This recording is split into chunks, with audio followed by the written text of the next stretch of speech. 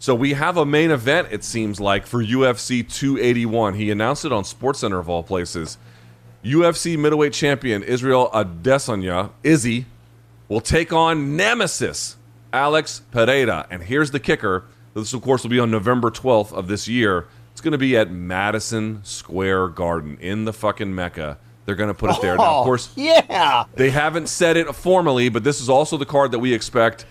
We expect Michael Chandler to fight Dustin Poirier on as well. So it looks like they're going to come to the Big Apple with a big-ass card. But BC, boy, they didn't waste any time booking Izzy in a fight after his last one at UFC 276. He's getting right back to work. It's against his chief rival. It's in one of the most iconic sporting venues in the world. Your reaction to this announcement? Got him. I mean, this is what dreams are made of. This is what, the MSG major for the UFC, their annual stop in the world's most famous arena, which still freaking matters to me. I mean, again, I'll say it a million times. You tell me you're going to see a concert at the Garden or, a sporting event or whatever, dude, it's going to feel magical. If I'm Dana White, Luke, I go, hey, scumbag media.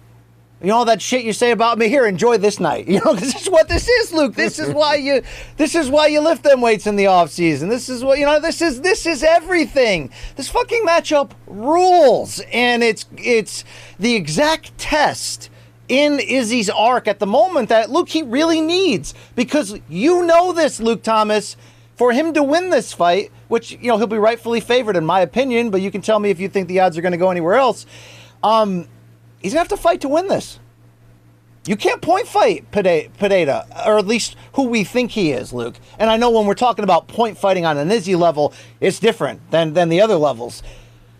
But to have this at the Garden with that freaking banger, this reminds me of what, what that felt like in 2016-17, recently with the BMF main event. I mean, yeah, dude. Are we going to be there? Are we going to do live shows, Luke? I'll streak through the streets, Luke. I probably won't be the only person doing that, just randomly.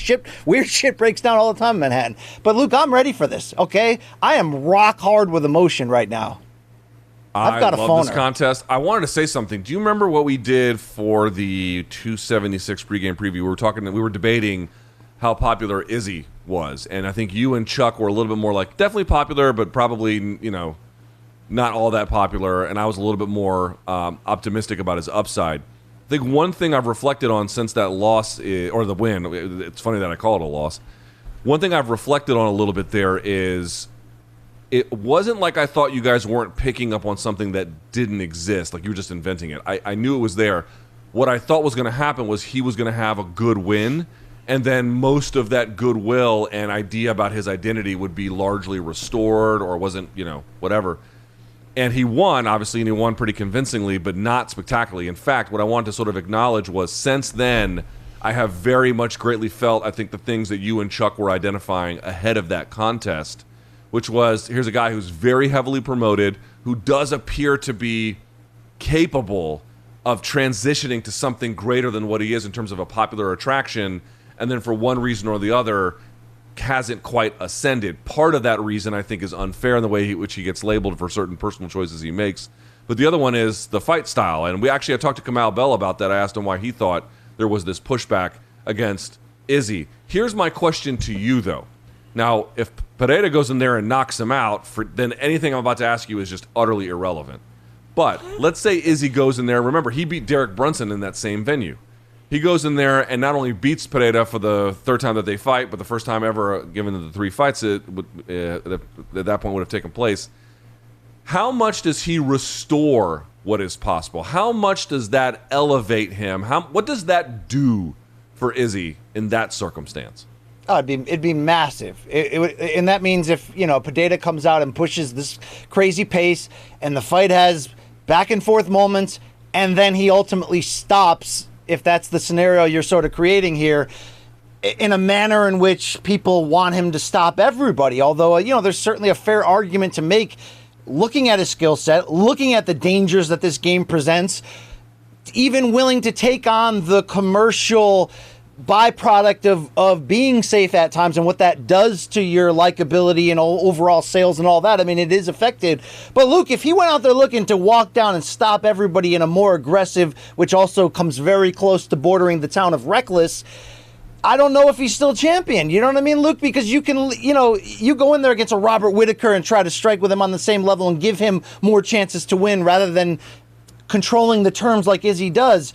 You may not end up having that same type of success. This is who he is, but you can win back goodwill in certain ways. You don't need to have a reboot of the Gastelum fight, which I just, praise to God that I was there that day at UFC 236. An experience, cage side, just a war.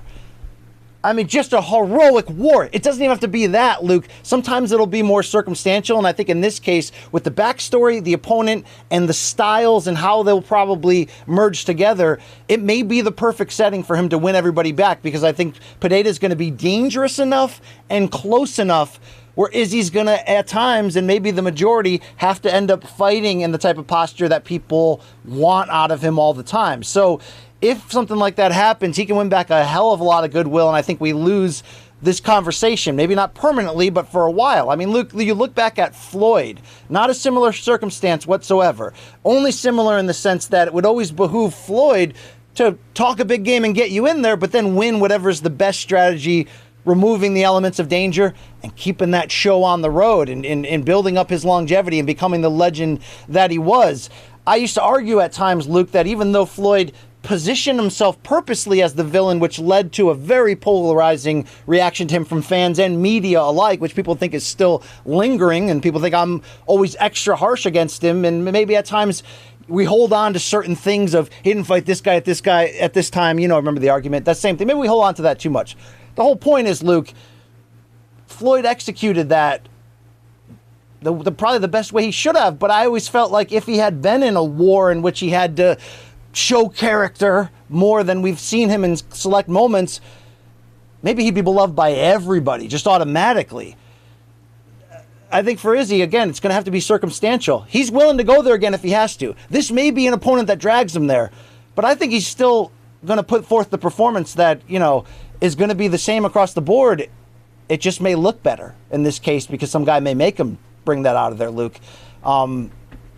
It's weird how the crowds react to him and how the general, if you would have told me everybody he beat right when he was on the cusp of that title level and you showed me the Wikipedia page of all the fights, I'd look at that and go, oh shit, God, is he McGregor? Is he right there? Is he, where does he fit in the overall hierarchy? And the other part, too, that would be kind of interesting is I think the momentum or lack thereof you carry into the final fight where you do get beat. Again, I'm not suggesting he will or he won't. We'll figure that out on November 12th. But let's say he loses, right? Let's say he loses, carrying in this negative momentum. That will potentially shape his legacy as well, right? They'll rewrite it in a slightly different way. Or I guess the conversation around it, I should say, will be slightly jaded about what kind of champion he actually was, despite the record of insane fucking dominance that he had at middleweight. So there's a lot on the line here, dude. They're putting it in a major media market. They're going, I love this call by the UFC, right? I love this call because they got a guy off of a fight that was lackluster, and they're doubling down on the idea that this one will be the switch. Izzy taking no time off, getting right back into the meat grinder exactly as he needs to, going to the media market capital of the world, certainly of North America, and then just deciding we're going to lean into this as heavily as possible. All the chips on the table.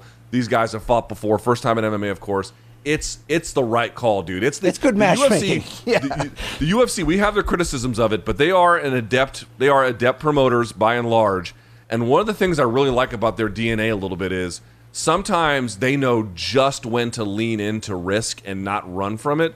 This is one of those times where like, oh, okay, there's bad sentiment. Let's fucking push our chips in a way where we can turn that on its head. We can turn a loss, so to speak, into a win. This is exactly the right moment to do it, and I thought they played it very, very well. Oh, absolutely, because even if Pineda wins, and even if he wins by knockout, dude, a rematch could be huge based upon what the fight looked like before the stoppage. You know what I mean? Like, this could be like a Roy Jones-Tarver situation and keeping your intrigue of, this could be monstrous. But look, any criticism against who Adesanya is and his mindset coming off of that last fight, like, the fight only didn't entertain the people that were looking for something that wasn't there. The performance-wise, he was freaking brilliant. So he comes in here at this point. You can argue about where his brand's at. Where is he at physically, mentally? He's right where he needs to beat Pereira. So, it's part of what makes this matchup so great, and why, even if it goes one-way traffic for Adesanya, which would be the best case scenario for the UFC and maybe the sport at the moment, you can argue that he may be ready to meet that moment. So I can't wait. I can't wait to see this shit, Luke. Yeah, the last thing I would say is he put out a post on Twitter, maybe he put it on Instagram too. I don't know if I saw it there, but he was getting some cosmetic dentistry, or some dentistry generally, or something. He was getting some kind of dentist appointment or whatever, and he was making a claim about his smile, and he was saying these days, people, the word he used was like fans, basically, when they see him in public, hold him hostage with their conversations. And I'm like, he is slowly revealing a very uneasy relationship with celebrity, very uneasy relationship with it. Which I'm not even like bashing him for. That's not what I'm saying. Well, but like, do you think he's struggling with it? It's unusual to hear a UFC champ talk that way. I don't get the picture he's struggling with it, which can sometimes be a difference. Do you, Luke? I get this. Again, we have not spoken to him. I would love to talk to him to get more about this. So you're asking me to guess. My guess is he is resentful of certain forms of celebrity. Yeah, I get the feeling that the negative. No, I agree with that. What I'm asking you is he struggling with his character and up against the celebrity and how to navigate that? I get he's frustrated at the structure of it, but is he struggling with it? I think he's right where, like, this whole thing, like, this fight can be sold on the idea that Pereira knocked him out, and we all saw that. But I don't mentally. I mean, he's from the outside looking in, he seems to be in a spot where I'm not even sure that's even part of the narrative here, right? That's right. I don't think that's in play. I don't think I firmly believe that he believes he can and will beat Pereira, and then all of his preparation has been leading to this moment.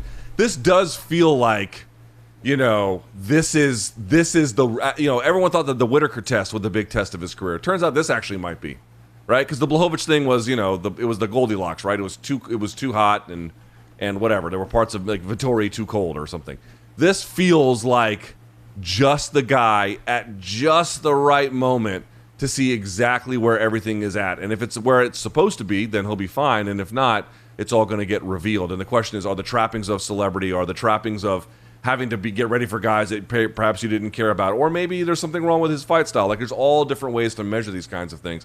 Pereira is going to be the one that pulls the lid off the pot and lets us see what's actually being made here.